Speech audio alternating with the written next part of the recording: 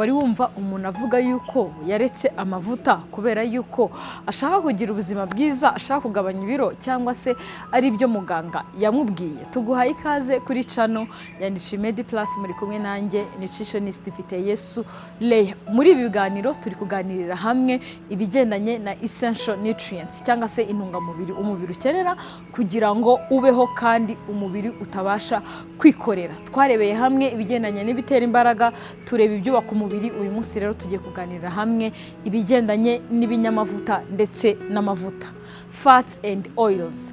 Uyu munsi rero turarebera hamwe ibigendanye n'amavuta, aho tuyakura, impamvu dukwiriye kurya amavuta ku ifunguro ryacu rya buri munsi, ndetse n'icyo amavuta adufasha mu mubiri wacu. Ikindi tunarebe ese dukeneye amavuta angana gute, ikindi ni bande bakwiriye kwirinda amavuta, ese barahari cyangwa se twese turayakeneye. Tuguhaye ikaze rero, niba utarakanda subscribe yikande kugira ngo tujye tubana buri munsi. Nkuko twabirebeye hamwe, turi kureba ibigendanye na macronutrients cyangwa se intungamubiri umubiri ukenera ariko ku ngano nini kandi buri munsi. Icyiciro cya mbere twabonye ibitera imbaraga, tubona ibyubaka umubiri, ariko icyiciro cya gatatu ni ikigendanye n'ibinyamavuta cyangwa se amavuta. Amavuta ubundi nicyo kintu cya mbere kiduhereza karori nyinshi cyangwa se ibivumbikisho. Ubundi ibitera imbaraga biduha karori 4 ku igarama, proteine zikaduha karori 4 ku igarama, ariko ibinyamavuta byo biduhereza karori 9 ku igarama. Bikaba byumvikana rero yuko ibinyamavuta nibyo bitanga karori nyinshi, nibyo bikungahayemo ibitera imbaraga, kandi bikaba biri mu bwoko bushobora kuboneka mu biribwa twariye, ikindi bigashobora no kuboneka mu binyamavuta, nyine amavuta asukika. Gusa haboneka ubwoko bw'ibinyamavuta bitandukanye, ariko tutarajya ku binyamavuta uburyo bitandukana, reka tubanze turebe ubundi amavuta afasha iki umubiri wacu. Amavuta ubundi afasha, nyine icya mbere nuko aduha karori nyinshi kandi kuri quantité ntoya. Ibyo bishobora kuba icyiza ariko bishobora no kuba ikibi, kuko nyine ku bantu bari ibiryo bikeya cyangwa se bari ahantu batabasha kubona ibiryo bihagije bagashyiramo amavuta, bituma karori zinjiye cyangwa se zavuye mu byo turya ziba nyinshi kurusha wari ibitera imbaraga gusa bingana ariko bitongeyemo amavuta. Bivuze ngo rero byongera karori umuntu arya. Ariko icya kabiri, amavuta adufasha cyane cyane mu kwinjira kw'amavitamine atandukanye, ariko by'umwihariko vitamine zikenera amavuta kugira ngo zibashe kuba absorbed cyangwa se zibashe kwinjira mu mubiri. Aho tubonamo vitamine A, vitamine D, vitamine E ndetse na vitamine K. Iyo tutarya amavuta, izo vitamine uko ari 4 zose dushobora kuzirya mu biryo ariko ntizibashe kuba absorbed cyangwa se ntizibashe kwinjira mu mubiri wacu. Niyo mpamvu rero dukwiriye kurya amavuta kuri buri funguro, kuko adufasha mu gutuma za vitamine twariye zinjira. Akaba ni nayo mpamvu ubundi udakwiriye kureka amavuta. Bwira n'umuntu uzi yuko yaretse amavuta, umbwiye ngo muganga yatubwiye ngo ntabwo dukwiriye kureka amavuta, ahubwo tumenya ubwoko bw'amavuta bwiza turya, tukamenya n'ingano tuyaryaho, ariko nta muntu ukwiriye kureka amavuta. Iyo uretse amavuta rero, za vitamine ntabwo basha kuzibona. Ushobora kugira uruhu rukanyaraye, rusa nabi, rufite umwera. Ushobora kugira indwara z'amaso, kuko vitamine A ifasha ku ruhu, ku maso, ndetse n'ibindi tuzabijyamo nitugera ku byubaka, nitugera ku birinda indwara, ariho tuzabonamo imyunyungugu n'amavitamine. Vitamine A nayo tuzayiga ukwayo, ariko ishobora kudufasha ku maso, ku ruhu rumeze neza. Iyo utarya amavuta rero uzagira ibyo bibazo. Ikafasha kuri vitamine D, kuri vitamine E ikura imyanda mu mubiri, vitamine K ishobora kudufasha muri coagulation y'amaraso. Kuri akuntu umuntu ashobora kugira nk'igisebe akava amaraso, iyo avuye amaraso, vitamine K igira uruhare mu gutuma amaraso avura, bigatuma amaraso arekera kuguma kuva. Nibyo rero ni zimwe muri vitamine cyangwa se nizo vitamine zitinjira iyo umuntu atarya amavuta burundu. Ikindi kandi ibinyamavuta bidufasha cyane mu ikorwa ry'imisemburo, bigafasha ku bwonko, kuko hari amavuta meza arifasha ku bwonko ikindi bigafasha nyine mu kugira uruhu rumeze neza. Iyo uretse amavuta rero ibyo bintu byose ushobora kubibura bitewe nuko utarya amavuta ahagije. Tubonamo rero ubwoko bubiri bw'ibinyamavuta, tubona ubwoko bw'ibinyamavuta byiza ndetse tukabona n'ubwoko bw'ibinyamavuta bibi. Ibinyamavuta byiza ni ubwoko bw'ibinyamavuta ariko bikomoka ku bimera.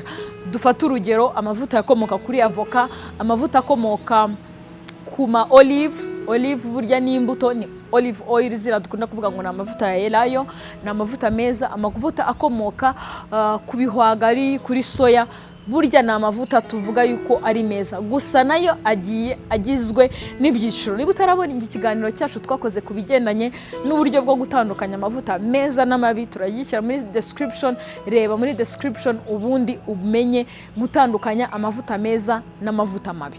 Ikindi, ubu bwoko bwiza bw'amavuta bushobora gufasha kukurinda umutima nkuko twari tubivuze, bugafasha mu kurinda ubwonko ndetse bukanafasha no gutuma tugira skin cyangwa se uruhu rumeze neza. Noneho ibinyamavuta bibi byo tubonamo ibinyamavuta bikomoka ku matungo, nk'amavuta akomoka mu nyama zitukura, amavuta y'ingurube, amavuta yakomotse kuri ibi biribwa byaciye mu nganda, ndetse n'amavuta y'ibi biribwa bagurisha ariko biri deep fried cyangwa se bitetse mu mavuta menshi. Ukwiriye kuyirinda kuko akenshi ni ya mavuta aba akomeye ku bushyuhe busanzwe cyangwa se aba ari solid, akomeye kuri room temperature, ku bushyuhe busanzwe. Nubona amavuta akomeye, tubonamo n'amavuta y'inka na za bata, buriya bwoko bw'ibinyamavuta bukomeye, uzamenye ko buriya bwoko bw'amavuta butari byiza kuko dushobora kubonamo ibyo twita saturated fats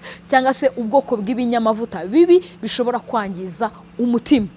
Noneho ya mavuta meza yo ikizayakwereka nuko aba ari liquid cyangwa se asukika ku bushyuhe busanzwe, ari nayo mpamvu ariyo tubashishikariza gukoresha mu buzima bwa buri munsi. Nkuko twabibonye rero, amavuta adufasha mu kwinjira kw'intungamubiri cyane za vitamine, niyo mpamvu tuyakenera on a daily basis cyangwa se buri munsi kuri buri funguro. Ariko icyitonderwa, twabonye ko amavuta afitemo kalori nyinshi, ari nayo mpamvu tugomba gukoresha make cyane ashoboka. Bibaye byiza, ubundi research cyangwa se ubushakashatsi bwerekana yuko umuntu akeneye amavuta guhera ku tuyiko 3 dutoya kugeza ku tuyiko 5 dutoya ku munsi, ariko 5 hakubiyemo n'amavuta ubona mu biribwa birimo ibinyamavuta. Dufate nk'urugero, ubunyobwa bufitemo amavuta, avoka igiramo amavuta, izindi nuts zose za macadamia, za cashew nuts byose bifitemo amavuta, amafi agiramo amavuta. Hari ibiribwa byinshi byitungiye ubwabyo amavuta, akaba ari nayo mpamvu dukwiriye gukoresha amavuta make ashoboka. Kandi niba uri guteka, pimira ku kayiko, aha apana gusuka gusa. Iyo usuka ushobora gushyiramo amavuta menshi arengeje ingano ukeneye. Rero ni byiza yuko ugerageza gukoresha hagati y'utuyiko 3 na 5 ku nkono y'umuntu umwe ku munsi wose, ariko hakubiyemo n'amavuta tubona mu biribwa bisanzwe. Iyo tutarya amavuta rero twabonye icyo bitera. Ikindi, iyo turya menshi nabwo, amavuta ari mu bintu bya mbere bishobora gutera umubyibuho ukabije. Nkuko twabibonye, amavuta niyo aduha kalori nyinshi ugereranyije n'ibindi biribwa twabonye nk'ibitera imbaraga, ibyubaka umubiri. Amavuta aduha 9 mu gihe ibindi byo byaduhaye 4. Amavuta rero nkuko mubyumvishe ni kimwe mu bintu dukeneye kugira ngo tugire ubuzima bwiza, tugire uruhu rumeze neza, utugire umutima wacu ukore neza. Nkuko twabibonye, ubwoko bw'ibinyamavuta byiza bishobora kurinda umutima, ariko ibinyamavuta bibi bishobora kwangiza umutima wacu. Ikindi kandi, ubwoko bw'amavuta meza bushobora gutuma nyine tubona za ntungamubiri zose twavuze, ariko ukwiriye kwitondera kuko iyo uriye menshi ibiro byawe byiyongera. Hari igihe umuntu avuga ngo ngiyewe sinnya amavuta menshi, ariko ugasanga amafi yawe uyateka deep frying cyangwa se uyateka mu mavuta menshi, nkoko urazi deep frying. Ibyo ni kimwe mu bintu bishobora kukubeshya yuko imboga wazitogosheje, ariko nk'ifu ukaba wayiriye iri mu mavuta menshi, cyangwa se ukaba wariye inkoko iri mu mavuta menshi, cyangwa se izo sambaza.